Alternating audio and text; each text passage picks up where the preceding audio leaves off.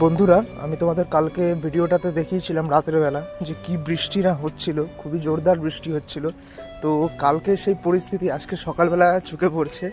মানে বুঝতেই পারছো কত গাছপালা ভাঙচুর হয়েছে। এখানে খুব একটা সেরকম ঝড় বৃষ্টি হয় না। এখানে মানে টানা বৃষ্টি হলে খালি বৃষ্টি টানা হতে থাকবে, কোনো বিদ্যুতে চমকাবে না, কোনো ঝড় হবে না, জোরে জোরে খালি হাওয়া বইবে আর হচ্ছে তোমার এরকম বৃষ্টি টানা হবে। তো তার এই পরিস্থিতিটা দেখো, মানে গাছগুলো খুবই বাজে রকমভাবে ভেঙে পড়েছে। মানে এত জোরে বৃষ্টি হয় এখানে, মানে তুমি যদি ম্যাক্সিমাম 5 মিনিটে যদি দাঁড়িয়ে মানে যদি ভেজো, তা তোমার গা হাত পা এতটা ব্যথা করবে সেটা তুমি চিন্তা ভাবনা করতে পারবে না।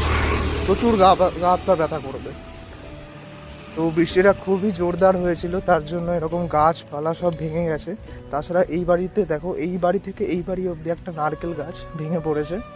নারকেল গাছটা খুবই লম্বা আর বড় ছিল, সেটা এই বাড়ি থেকে আর একটা এই বাড়ি অবধি পুরো ভেঙে পড়েছে। সেইটাই এখন সরানোর চিন্তা ভাবনা হচ্ছে। বুঝতেই পারছো যে কীরকম মানে জোরদার এখানকার বৃষ্টি। এখানে বৃষ্টি হলে কোনো বিদ্যুৎ চমকাবে না, কোনো ঝড় হবে না।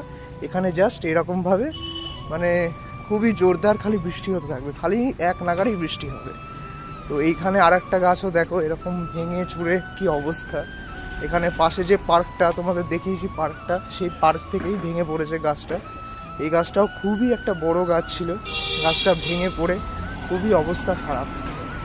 মানে এখানকার যে বৃষ্টি, এখানকার বৃষ্টিতে যে ভিজেছে বা যে বৃষ্টিটা দেখেছে সেই ভালো বুঝতে পারবে যে কতটা জোরদার এখানকার বৃষ্টি হয়।